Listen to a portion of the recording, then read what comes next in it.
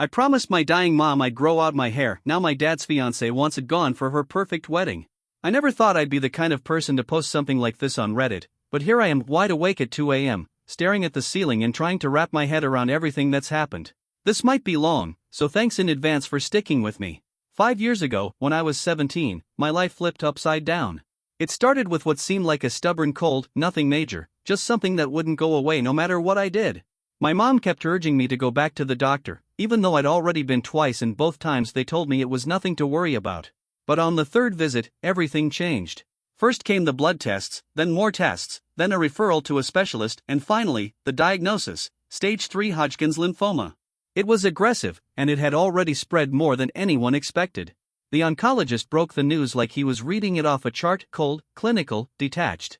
He started talking about treatment plans and survival rates while my mom sat beside me, clutching my hand so tightly I could feel her panic in her grip.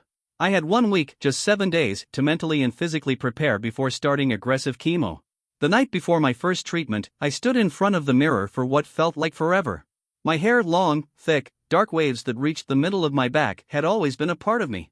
It was the first thing people noticed, the thing they always complimented. And I knew it wasn't going to last. The doctors had made that crystal clear. But hearing that and actually feeling it fall out are two very different things. I thought about cutting it short beforehand, maybe as a way to ease into it, but I couldn't go through with it. 2 weeks into chemo, it started happening. I'd wake up to clumps of hair on my pillow. It came out in the shower, in my hands when I ran my fingers through it, everywhere. It wasn't falling out neatly, it was patchy and uneven, making me look even more sick than I already felt. I locked myself in the bathroom and cried harder than I had since the diagnosis. Not because of the cancer itself, but because of the hair. I know that sounds shallow, but at the time, it felt like losing the last part of me that felt normal. My mom knocked on the bathroom door for nearly 20 minutes, gently asking me to let her in. When I finally did, she walked in holding a pair of electric clippers. She didn't say a word, just plugged them in, handed them to me, and sat down on the bathroom floor. Then she said, "Me first, then you." At first, I didn't understand what she meant. But then it hit me, she was going to shave her head too. I tried to stop her. Her hair was even longer than mine, this beautiful auburn color she'd had forever.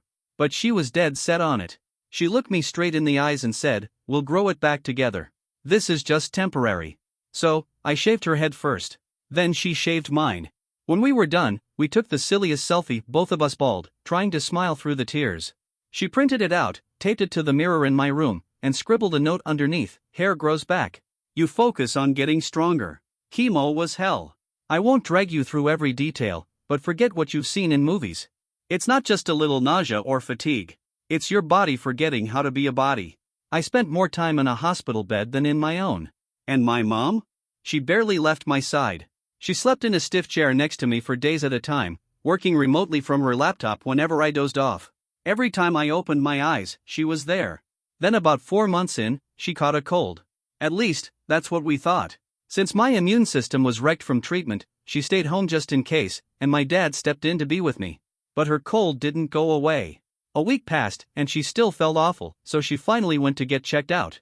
Turns out, it wasn't just a cold. It was pneumonia, and it had already gotten serious because she'd ignored the signs, too focused on taking care of me. They admitted her to the hospital immediately. We were in the same hospital, but different wings. My dad started splitting his time between our rooms, and every day he looked more run down, like he was carrying the weight of both of us on his shoulders. 3 weeks later, while I was getting chemo, a group of doctors I didn't recognize came into my room. Not my usual team. That was my first red flag. They sat me down and explained that my mom's condition had taken a sharp turn. Her immune system had crashed, not because of chemo like mine, but from sheer exhaustion, stress, and pushing herself past the breaking point. The pneumonia had worsened and now had complications. They were moving her to the ICU. I told them I needed to see her. They said no at first, I was too fragile, too exposed to risk. But I lost it. I tore out my alarms went off, nurses came running in. Eventually, my oncologist stepped in and made special arrangements. I could visit her under strict precautions: gown, gloves, mask, everything. By the time I got to her room, she was already on a ventilator. Unconscious. Her head still bald, just a thin layer of peach fuzz starting to grow where her auburn hair used to be. The hair we were supposed to grow back together. My dad stood near the window, back turned, shoulders shaking quietly. I made a promise right then. I told her I'd grow my hair for the both of us. That I wouldn't cut it, not for anything. I'd let it grow as long as it needed to, even down to my feet if that's what it took. It would be my way of carrying her with me, something real, something visible, something no one could take away. 3 days later, she died. I wasn't there.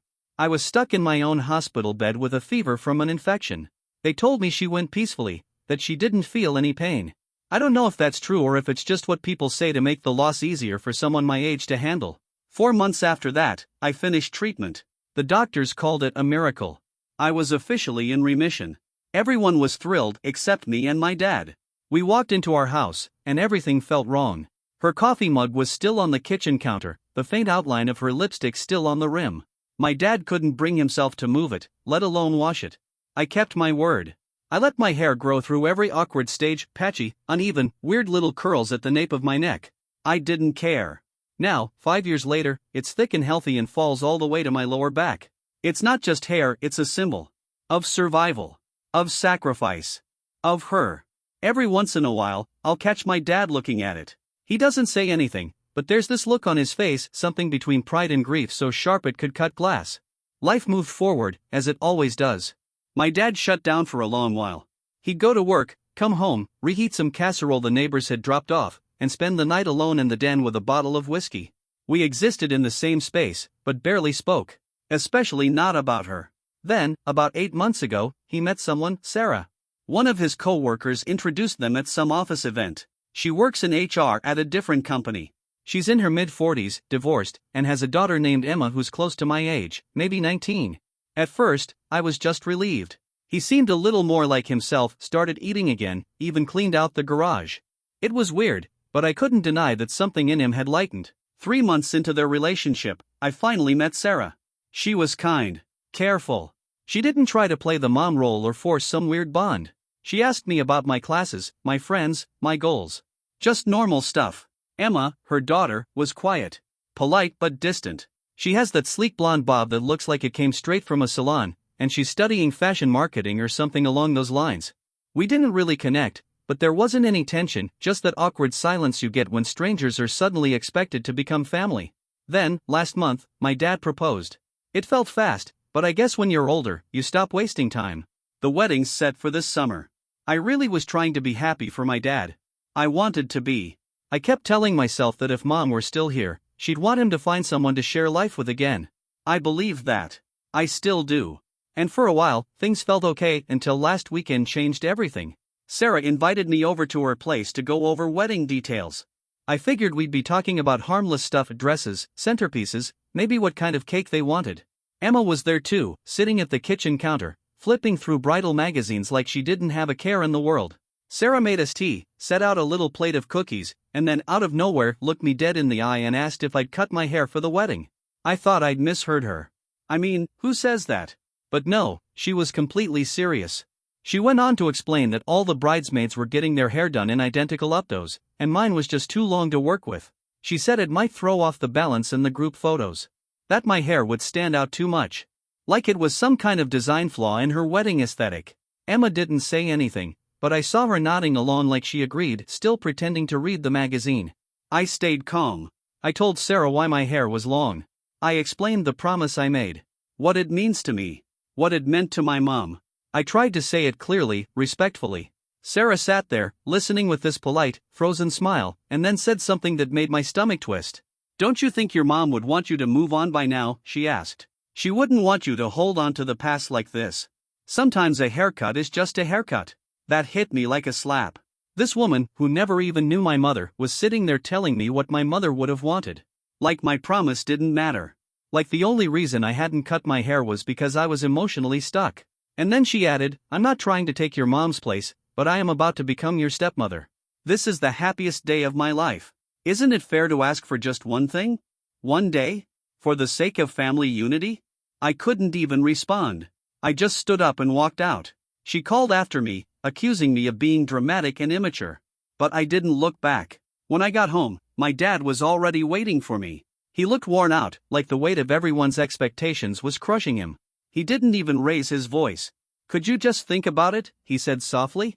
"Just this one time. Just for the wedding. It would mean a lot to Sarah. It would make things easier." Easier for who? I asked. For her or for you? He didn't answer that. Just sighed and muttered, "You're making this more difficult than it needs to be." And after that, the floodgates opened. My aunt, two of my cousins, even my grandmother. One after another, they reached out with some version of the same message. Maybe I should compromise. Maybe cutting my hair wasn't such a big deal. Maybe it would help everyone feel more like a family. Apparently, Sarah had been calling people, getting ahead of things. The only one who didn't try to convince me was my best friend Jess. She's the only one who actually understands. We met during chemo. She survived, too. When I told her what was going on, she just shook her head and said, "Promises made to the dead matter more than matching hairstyles." But now I'm sitting here wondering, am I being unreasonable? Is this really about hair, or is it about something deeper? Am I holding on to grief in a way that's unhealthy? Or am I just setting a boundary that nobody else wants to respect? I don't know anymore. But writing all this down, it's helping. So, if you're still reading, thank you for listening to some stranger unload about hair, loss, and stepfamily drama. Update 1. It's been a month since I posted all that. I didn't expect so many of you to respond, but I read every message, every comment. I didn't reply to most, I didn't have the energy, but I saw them all. And they helped. They really did. Unfortunately, things haven't gotten better. In fact, they've taken a turn for the worse. 3 days after my post, my cousin Ellie sent me screenshots from a family group chat I didn't even know existed. Apparently, Sarah had created it, added in all my aunts, uncles, cousins, even my grandparents. Everyone but me. She named it something like wedding planning and family concerns. In the messages, Sarah told her version of our conversation about my hair. And let me tell you, it was a masterclass in manipulation. She painted herself as the victim, said I was being inflexible, that I was purposely trying to make her feel insecure because her hair is thin and mine overshadows hers, that I was sabotaging the wedding because I couldn't accept my dad moving on. She even wrote, "I'm trying everything I can to bring our families together, but my name seems committed to keeping us apart." What crushed me wasn't Sarah's lies. It was my family's response. People who had stood by me during chemo, who sat beside me at my mom's funeral. They were sympathizing with her. My grandmother wrote, "She's always been so stubborn, just like her mother." One of my aunts chimed in, saying trauma had made me self-centered. My uncle, who once cried next to my hospital bed, said I needed therapy to move on. Ellie said she thought I deserved to know what was being said. But even she couldn't help herself, she added, "Maybe think about compromising. It's spiraling out of control." I was still trying to absorb all of that when my dad showed up at my place the next day with a cardboard box. He didn't say much. Just walked in, handed it to me, and sat down like the weight of it all had finally hit him. Inside were old photos, family pictures. My mom, me, us together. I looked at him, confused. "What is this?" "I just thought maybe they'd help you think," he said. "Think about what your mom would really want right now." "She'd want me to keep my promise," I said. He shook his head slightly, looking away. "She wouldn't want you to tear the family apart over something like this. She was never petty." That word hit like a punch to the gut. As if keeping a promise to my dying mother was petty. I didn't say another word. I went to my bedroom, pulled open the bottom drawer of my desk, and took out one of my old journals from treatment. I flipped to the page I remembered writing all those years ago, the day Mom shaved her head beside me. I brought it back to the living room and handed it to my dad. In my shaky teenage handwriting, I had written, "Mom shaved her head for me today. She said we'd grow it back together. I'm scared I won't make it to that point, but she keeps saying we'll go to the salon together when my hair grows in. She told me to promise her that even if I want to give up, I won't. That we'll have matching long hair again someday." I promised her I would. He read it in silence. His hands were shaking. While he read, I pulled up the screenshots Ellie had sent me, plus a few more she'd forwarded later. These were private messages between Sarah and Emma, taken from inside the group chat. Someone had leaked them. Dad scrolled through them quietly. Then, without a word, he picked up the photos, slid them back into the box, and left. That was the last time we spoke face to face. Since then, everything has been reduced to cold, distant texts. "Will you be at Sunday dinner? Can you return the lawn mower?" Nothing about the wedding. Nothing about Sarah. Definitely nothing about my hair. Ellie still sends me screenshots from the family group chat. But the tone's changed. It's not about convincing me anymore, it's about writing me off. Sarah has floated the idea of pushing me to the back row in the wedding photos. Or having a stylist do something less distracting with my hair. Or possibly just removing me as a bridesmaid altogether. Yesterday, Ellie sent me Sarah's latest message. At this point, I'm starting to wonder if my name should even attend. This is a wedding, not a memorial. Her obsession with her dead mother's wishes is turning the whole thing into a guilt parade. No one in that family group chat pushed back. Not a single person questioned Sarah's comment. They just let it sit there, unchallenged. That silence hurt more than the message itself. Since then, I've been steering clear of family events. I've stopped answering calls from relatives. Jess keeps telling me to hold firm, that I'm not wrong to draw a line, but honestly, it's getting hard. It's hard to stand your ground when you feel like you're standing alone. The wedding's still a month away. I don't know how any of this is going to end, but I do know one thing for sure: I'm not cutting my hair. Update 2. It's been another month, and something happened that I didn't see coming. 2 weeks after my last post, my dad texted me and asked if we could meet. Not at the house, but at the park we used to go to when I was a kid, the one with the little duck pond. I agreed. When I got there, he was already sitting on a bench by the water. He looked older. Tired. More gray at the edges than I remembered. We didn't say anything at first, just sat there in silence, watching the ducks float by. Eventually, he spoke. "The wedding's been postponed," he said quietly. "Indefinitely." I didn't say anything. I just waited. He kept staring out at the pond. After I saw those messages, I started noticing things. Stuff I'd ignored or brushed off. He told me he had confronted Sarah about the group chat and all the things she'd said behind my back. She tried to play it off as normal wedding stress. Claimed she was only trying to help Emma feel more confident. He said he might have believed her if that had been all there was to it. But then he found something else. Boxes. In the garage. Boxes he didn't remember packing. They were filled with my mom's things: photo albums, her handwritten recipe cards, the ceramic bowl she made in that pottery class, her old reading glasses. Small personal things that had just always been around. Sarah had packed them up. Without telling him. When he asked her why, she said she was helping him make space for new memories. She was erasing Mom, I said quietly. He nodded. "It was never really about your hair," he said. "It was about removing any trace of your mother from our lives." And I almost let it happen. We sat there for a long time, watching a little kid throw breadcrumbs into the pond. "I'm sorry," he said eventually. "I should have listened to you. I should have seen what was happening." After that conversation, the postponed wedding quietly became a cancelled one. Sarah told the family it was a mutual decision, but from everything Dad told me, it was anything but mutual. Once he started looking more clearly at her behavior, he couldn't unsee the pattern. The way she'd slowly tried to push him away from anything connected to Mom. Including me. When the cancellation news broke, the family group chat exploded. Sarah blamed Dad, said he was stuck in the past. Accused me of emotionally manipulating him. Some relatives believed her.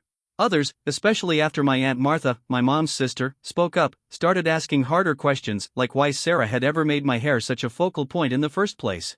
3 days after that talk with my dad, I got a message from Emma. At first, I almost ignored it. But curiosity got the better of me, and I opened it. She wrote, "I want to apologize. This whole situation got completely out of hand, and I was part of that. My mom has always been obsessed with appearances. My whole life's been about looking perfect, perfect hair, perfect clothes, perfect smile. When she saw your hair, it became a fixation. She kept saying how you'd ruin the wedding photos, how people would focus on you instead of her, how thin and flat my hair looked next to yours." Emma went on to say that her mother had been picking apart her looks for as long as she could remember. It was how she controlled her, by feeding her insecurities, turning them into tools. "She made me resent you," she admitted. "Even though I didn't know you. She's good at finding where people are vulnerable and twisting the knife.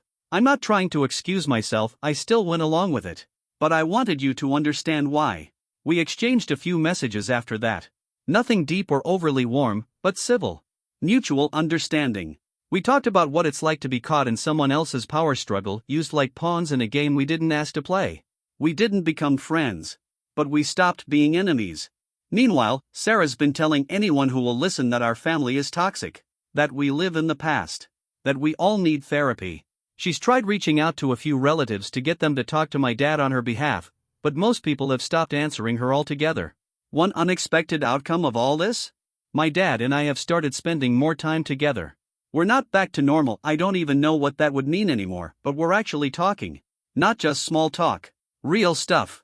Last week, he asked if he could take a photo of my hair. When I asked why, he said, "Because your mom would have loved how it turned out." And, so do I. Update 3. It's been about 3 weeks since the last update. Things are calmer now, though I'm still not sure what normal is supposed to feel like. A week after the wedding was officially called off, Dad invited me over for dinner. We barely touched our food, just picked at the pasta while we tried to figure out how to talk. Then, finally, he set his fork down and said, "When your mom died, I didn't think I'd survive it. Not just emotionally, I mean physically. I couldn't eat. Couldn't sleep. Half the time I forgot how to breathe. The only reason I kept going at all was because you needed me to." He explained that after I finished chemo and left for college, he crashed hard. Took time off work. Stopped going outside. Let everything fall apart. Then he met Sarah. She felt like oxygen, he said. She paid the bills, made appointments, cooked real food instead of letting me live off cereal. She made it feel like I could function again. He said he saw the red flags. The little jabs about the house being too outdated. Her suggestions to move certain photos. Her comments about letting go of the past. I knew what she was doing, he admitted. On some level, I knew. But I kept telling myself it was normal. That it was healthy. That new partners always want to leave their mark. What he didn't want to face, he said, was the truth that Sarah wasn't helping him heal. She was helping him forget. And he let her, because forgetting felt easier than grieving. When the conflict over my hair started, he said he fell back into survival mode, just keep Sarah happy, no matter what. Because losing her felt like losing his last thread of stability. I'm not proud of it, he said. I chose comfort over standing by you. Over honoring the promise you made to your mother. Over being the father you needed me to be. His eyes filled with tears. I failed both of you. I didn't forgive him right away. That kind of wound doesn't heal instantly. But I did reach across the table and lay my hand over his. We sat there like that for a long time. He told me he'd started therapy, not couples counseling like Sarah had pushed for as a last-ditch fix, but real individual therapy to finally confront his grief and his fear of loss. He's only had a couple sessions so far, but he said it's already helping him see the difference between leaning on someone and hiding behind them. Emma moved out of Sarah's house last week. I didn't hear it from her directly, but she posted about it, something about starting fresh and defining myself on my own terms. She's staying with her dad now, from what I can tell. I sent her a short message wishing her well. She replied with a simple thank you. It felt honest. My dad and I have started talking about taking a trip together, just the two of us. We want to scatter some of Mom's ashes at the beach where we spent our last family vacation. Nothing's planned yet, but just having that conversation felt like a step forward. Final update. It's been 6 months since this all started. And about 3 months since I last posted. This will probably be my final update, not because everything's magically better, but because things have settled into something I can live with. It's not perfect, not healed, but it's livable. My dad hasn't had any contact with Sarah in over 2 months. The last time they spoke was when she showed up at our house unexpectedly. I'd been temporarily staying here while my apartment building gets renovated. Dad was at work, so I was the one who answered the door. She barely looked at me. Just took the box of her belongings that Dad had packed weeks earlier. As she turned to leave, she paused and said without facing me, "I wasn't trying to replace your mother, you know. I just wanted a space of my own." I replied, "By erasing her?" She shook her head. "You wouldn't understand. You've never had to compete with a ghost." Then she walked to her car without looking back. That moment has stuck with me. I guess, in her mind, she was never the villain. She was just trying to make room for herself in a space already filled with memories she couldn't compete with. So this is where I end the story. Thank you to everyone who followed it, who messaged me, supported me, or just read along quietly. Sharing it here helped me more than I thought it would. Sometimes, just being seen is enough to start healing.